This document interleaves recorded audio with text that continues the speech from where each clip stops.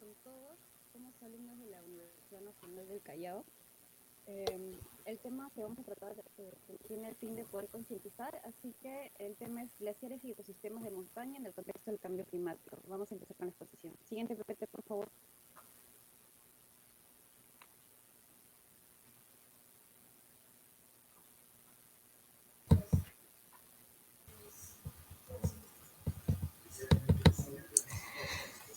Continuamos con la exposición.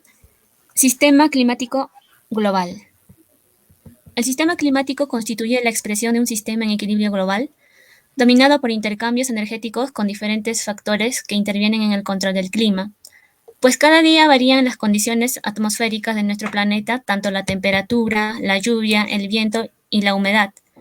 Estas variaciones que ocurren en tan solo horas son los que llamamos estado del tiempo o tiempo atmosférico, y las que ocurren entre un año a otro se llaman variabilidad climática. Sin embargo, cuando hablamos del clima de una localidad, región o país, nos referimos al promedio de los estados del tiempo observado en dicho lugar.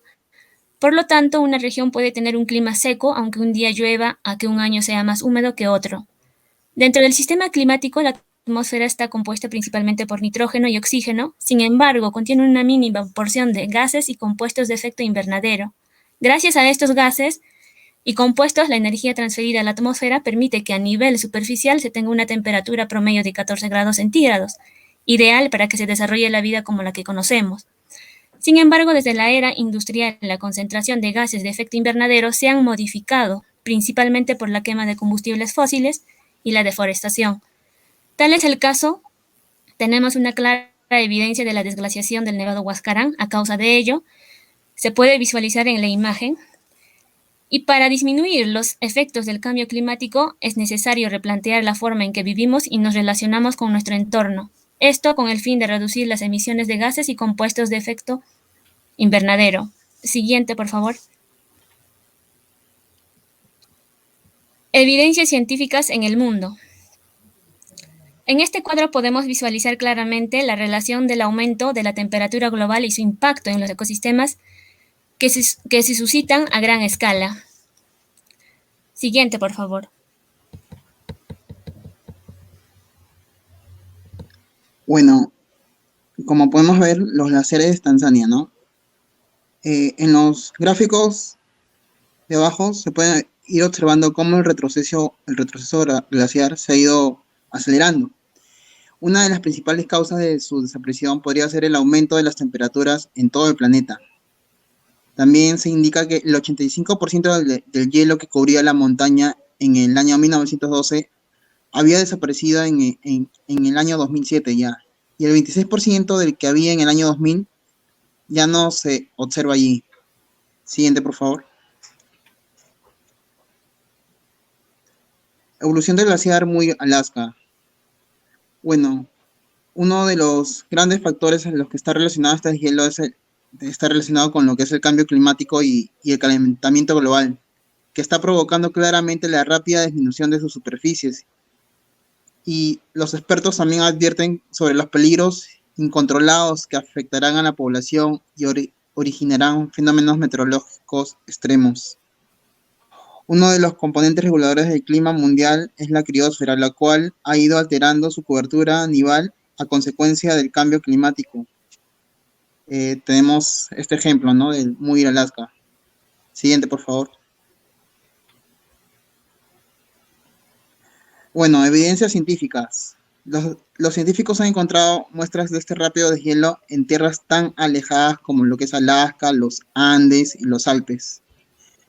También cabe indicar que tenemos ejemplos, bueno, en la montaña de Estados Unidos, los glaciares de National Park, que se estima que en un corto periodo ya podrían desaparecer. En Groenlandia, el área derretida se está expandiendo, los lagos superficiales se están agotando rápidamente y el movimiento de los glaciares va en aumento, causando lo que se puede indicar terremotos glaciares. En lo que es Sudamérica, los glaciares andinos de Perú y Bolivia han perdido un tercio de su área desde comienzos de los años 70. La capa de hielo que cae se está retirando 10 veces más rápido que en los años 60, ¿no? Y en este gráfico se puede observar, ¿no? Como las zonas rojas son los índices de que se ha ido alterando más la temperatura. Siguiente, por favor. Bueno, continuando con la exposición, vamos a ver lo que es el cambio climático en el Perú. Como podemos ver en esta imagen, que es la zona costeras bajas de la Poza La Arenilla, que se encuentra en la punta del Callao, debido a las inundaciones, como podemos ver en la imagen, se ha creado lo que son, o se ha colocado lo que son dos rompeolas, creando una poza artificial que se expande entre las calles de 2 de Mayo y Francisco de Sela. Debido a esto también se ha, bueno, en el lugar ahora es como un centro turístico en la zona, ¿no? Ahora, como vemos en la siguiente imagen, son las zonas áridas y semiáridas, que es las lomas de Primavera y Carabello de Lima. Bueno, esta loma se encuentra en riesgo de perderse debido al aceleramiento crecimiento de lo urbano, ocasionado por las invasiones, tráfico de terrenos y la minería informal, por lo cual se está perdiendo un patrimonio natural de área verde y aire puro, como podemos ver en la imagen, ¿no? Siguiente, por favor. Zonas expuestas a sequías, inundaciones y desertificación. En el año 2017, en la zona de lo que es Piura, eh, bueno, hubo lo que es el fenómeno del niño costero. Este fenómeno se da por un aumento global gradual de la temperatura en el mar, por lo cual genera precipitaciones en la costa, que como vemos en la foto ocasionó inundaciones y pérdida de viviendas por las lluvias y desbordamiento del río Piura, por lo cual colapsaron alrededor de 25.700 viviendas y hubo alrededor de 143 fallecidos. En la siguiente imagen es del Parque Nacional de Huascarán en Ancash. El Nevado de Huascarán pertenece a la Cordillera Blanca, pero se ve afectado por el cambio climático, como podemos ver en la imagen, una importante disminución de la cobertura de hielo, de 722 kilómetros en el año 1970 a 525 kilómetros cuadrados en el año, bueno, el año pasado, ¿no? Una disminución de un 27% menos. Siguiente, por favor. Zonas propensas a desastres. Bueno, en este caso la imagen es de Chimbote en Ancash, que también fue devastado por el fenómeno del niño costero en el 2017. Esto fue debido a que este fenómeno generó lo que son los huaicos, desbordes de ríos, lo que ocasionó daños en las casas y a los cultivos, como podemos ver, bueno, como evidencia en la imagen, ¿no? En la siguiente es del complejo metalúrgico de Loroya en Junín.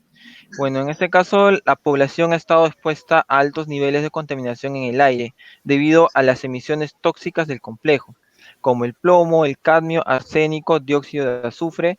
Bueno, a mediados del año 2000, La Oroya fue identificada como una de las 10 ciudades más contaminadas del mundo. Siguiente. La cordillera de los Andes, ¿no? Digamos el símbolo emblema del Perú. Tiene cubre una cobertura del 70% de glaciares tropicales del Perú y se encuentran en el departamento de Ancash, siendo protegidos por el Parque Nacional Huascarán y por la Reserva de Biosfera del Huascarán. Su punto más elevado se encuentra en el pico sur del Nevado Huascarán, que según nuestros libros de geografía es 6.768.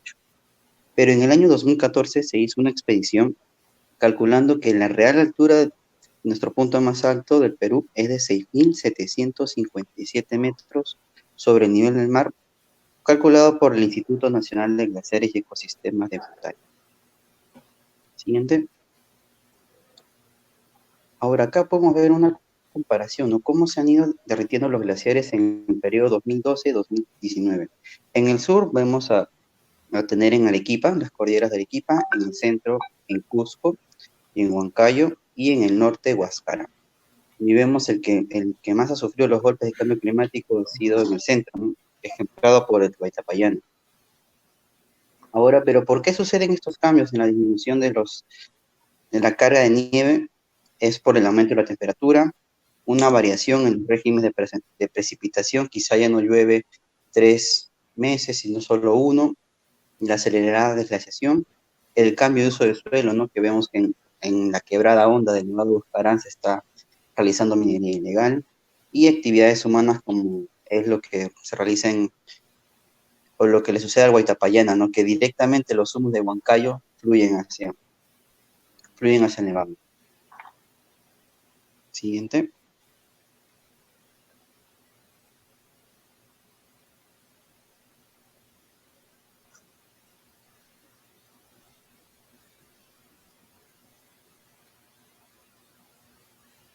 Bueno, acá también tenemos que, ¿cómo ha sido ese cálculo? En los últimos 70 años, en el Perú ha incrementado 1 grado. ¿Y eso qué ha provocado? De que, digamos, si antes los nevados estaban hasta los 4.600, ahora solo suban a los 4.800, ¿no? Y eso, la particularidad que tiene el Huascarán es que justamente ambos picos actúan como barrera para proteger a toda la cordillera Blanca.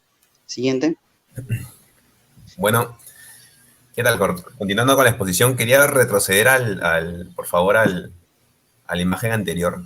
¿Sí? Hay algo importante cuando que no, vital en los nevados. Justamente, si nos detenemos a ver esa imagen, vemos pues que los nevados, que estos nevados, estos glaciares, van a tener una importancia paisajística y aparte también van a conformar un ecosistema, ¿no? Bastante importante para todo el medio ambiente. Pero lo vital, o lo que quería resaltar, era justamente que eh, ellos van a formar una de las principales fuentes de agua dulce, ¿no? Que es justamente el agua que al final potabilizamos y que consumimos. Entonces, ahí la importancia de este tema, ¿no? De lo que estamos estudiando ahora. Recordemos que el Perú ocupa el 8º lugar en disponibilidad hídrica eh, a nivel mundial. A nivel de Sudamérica solo somos superados por Brasil y Colombia, ¿no? Entonces, tenemos también una importante disponibilidad de agua dulce. Entonces, he aquí el problema con el cambio climático, porque si bien es cierto, estamos entre los primeros países con disponibilidad hídrica, el cambio climático sería devastador para todo el Perú, ¿no? Porque el agua dulce que consumimos o que consume toda Lima proviene de estos nevados. Siguiente, por favor. Y bueno, y aquí podemos ver en la Cordillera Blanca justamente cómo es la evolución de la masa glaciar. Notamos, bueno, que en los estudios que se han realizado en estos últimos tiempos se ha detectado un retroceso glaciar o bueno, una pérdida, ¿no? De 46, bueno, en el último estudio de Lana, en los últimos años han sido de 50 kilómetros cuadrados, ¿no? Y esa ya información actualizada en el 2020. Entonces, es bastante importante entender que poco a poco los glaciares están desapareciendo, inclusive ya hay varios que han desaparecido, hay otros 5 que están a punto de desaparecer, están a un 90% digamos, de derretimiento. Y entonces la Cordillera Blanca, que es una de las principales cordilleras, va a tener una gran afectación, no solo en el ecosistema, sino como lo mencionaba antes, en la disponibilidad hídrica para los limeños y bueno, para todo el Perú en general, ¿no?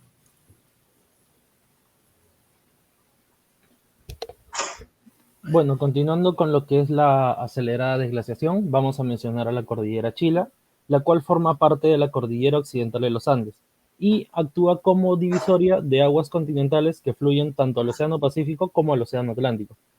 Esta cordillera es muy importante debido a que de sus glaciares bajan las primeras aguas que dan nacimiento al Amazonas. Por lo tanto, nos preocupa saber que de esta cordillera se ha registrado una pérdida del 99% de su masa glaciar en lo que vienen a ser sus 34 kilómetros cuadrados que presentaba hasta la mitad del siglo XX. Por otro lado, mencionando la cordillera central, vemos que la cordillera central ha registrado una pérdida del 65% del área glaciar en 54 años.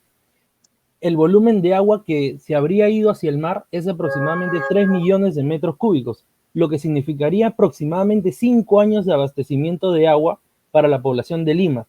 Y conociendo que nosotros nos encontramos en una zona desértica, es un gran golpe para la población.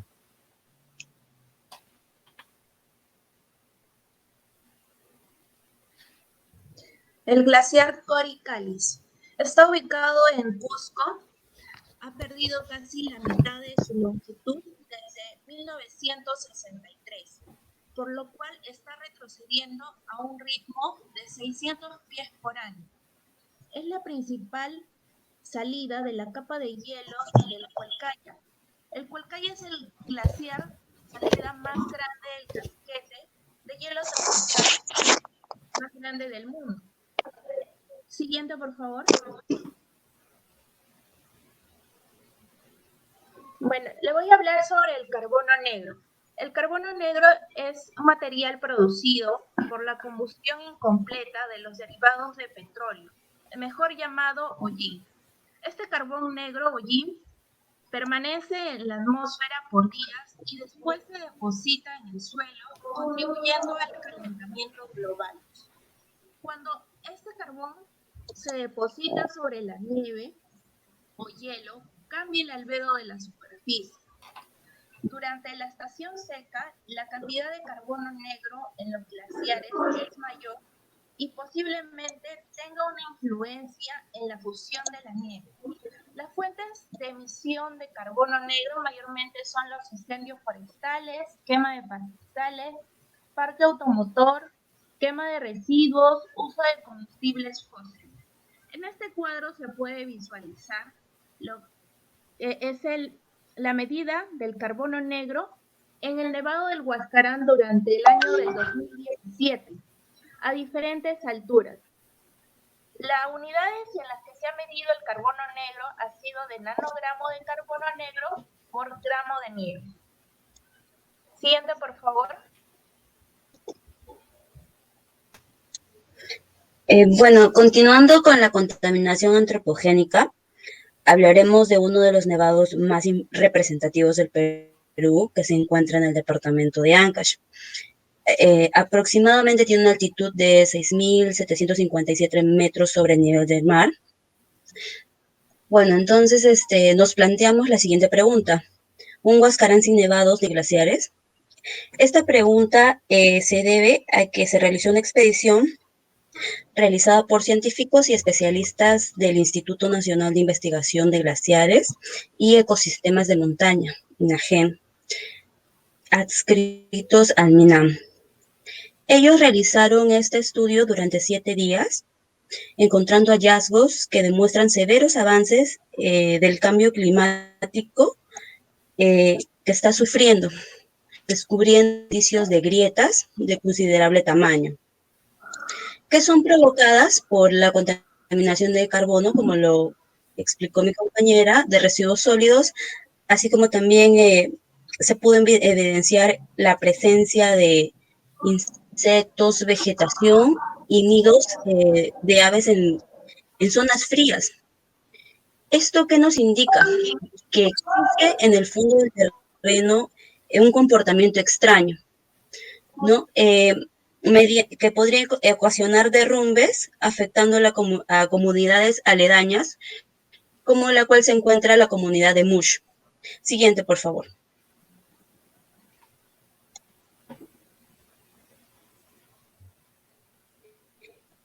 Los glaciales son pieza clave para la subsistencia de los ecosistemas, como ya se sabe. ¿Por qué? Porque son fuentes importantes de agua para las actividades de, ¿cómo se podría decir?, de la población, ¿no? ¿Durarán para siempre los glaciares en el Perú?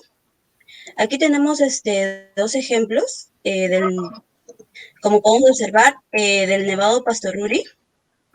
Podría decir que agoniza rápidamente. Esto se debe por el calentamiento global que azota nuestro planeta, ya que se pronostica que podría desaparecer dentro de unos 25 años. Y en la imagen presentada se puede observar en las faldas del nevado que antes se podía observar abundante hielo y nieve. Ahora solamente se encuentran rocas desnudas, manchas oscuras, producto del deshielo. Y también presentamos aquí el glaciar de Broggie, perteneciente a la Cordillera Blanca de Ancash, que desapareció por causa del calentamiento global.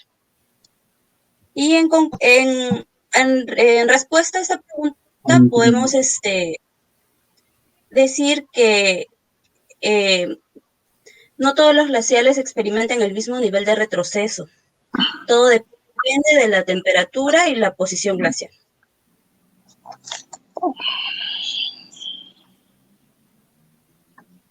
Una pregunta capciosa, ¿no? ¿Alguien se imagina viajar a Ancash y no encontrar nevados?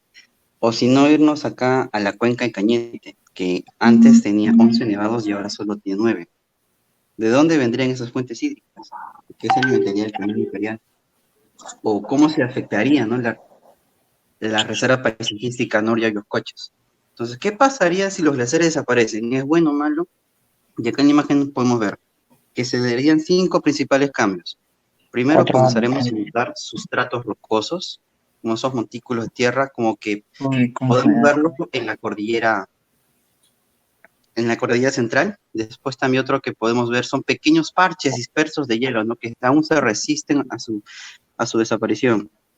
Pero un punto bueno es que también se va a armar corredores biológicos. Digamos, especies donde aún estaban restringidas a ciertos hábitats, a ciertos valles, cuencas, van a poder desplazar su población. Y otros cambios que también podemos ver son pequeñas turberas en desarrollo y las plantas colonizadoras que van a ir esparciéndose. Siguiente. Consecuencias en el paisaje andino. Los principales cambios que va a hacer el retroceso glaciar va a ser formar lagunas altoandinas. O sea, ya no va a estar en estado sólido en nuestras reservas hídricas, sino en estado líquido. ¿No? Y una vez que se van formando todas estas lagunas, con el tiempo se van a ir colmatando, sedimentando y formar humedales o turberas, ¿no? Y acá tenemos unas consecuencias del paisaje, que es aumento en las corrientes de agua, una formación de humedales, arroyos o estanques, aumento de los desastres naturales porque va a causar esa inestabilidad, como ya lo está presentando la laguna 513. Basta que se caiga un pequeño pedazo de hielo del Nevado Huaycán, rompe el dique de la laguna 513 y se va a una parte del departamento de Ancash.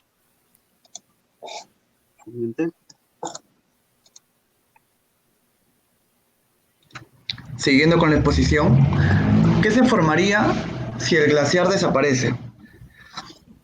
Se daría el aumento de los desastres naturales. Acá tenemos, por ejemplo, lo que pasó en diciembre del año 1941, donde a las 6:45 aproximadamente de aquel día, una parte del glaciar del Nevado Huascarán cayó sobre las apacibles aguas de la laguna Pacalcocha, que tan solo en 15 minutos llegó a Huaraz y esta cobró la vida de 1.800 personas.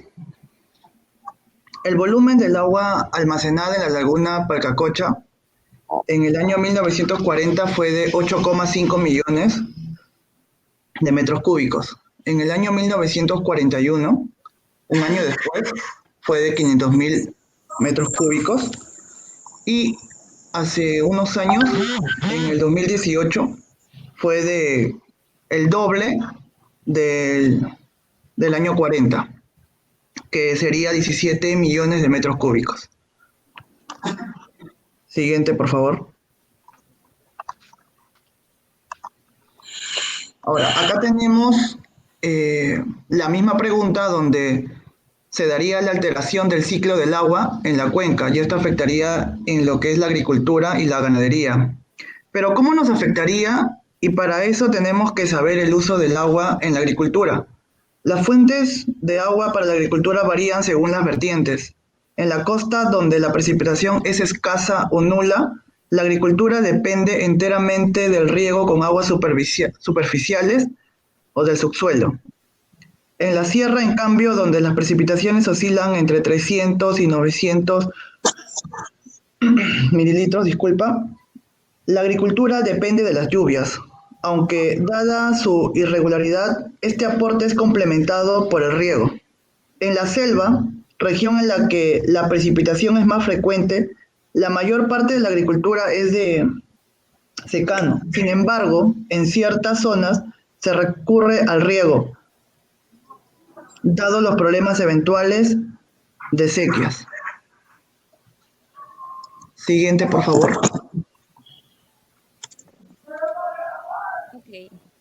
Sabemos muy bien que la deglaciación trae consecuencias negativas que son irreparables, pero dentro de todo lo malo, ¿habrá algo positivo en ello? Así que llegamos a la pregunta si todo cambio es malo. Pues bien, los corredores biológicos, en lo que es el paisaje glaciar, originará esto, ¿no? Lo que son corredores libres de hielo, lo que permitirá a las especies de plantas y animales moverse y aumentar su distribución. Ahora bien, ¿qué son los corredores biológicos?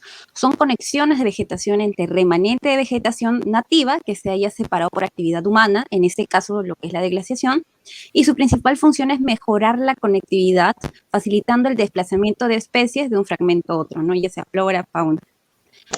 Ok, ahora en cuanto a lo que es el producto del aluvión ocurrió en 1970 en Yungay, que se da en Ancash, pues provoca un derrumbe de material morrénico, con el tiempo ha sufrido cambios ecológicos, en el cual notamos que existe una diferencia entre los complejos ecológicos, entre la parte baja y alta, en donde se da presencia de un bosque de polipelis. Siguiente, por favor.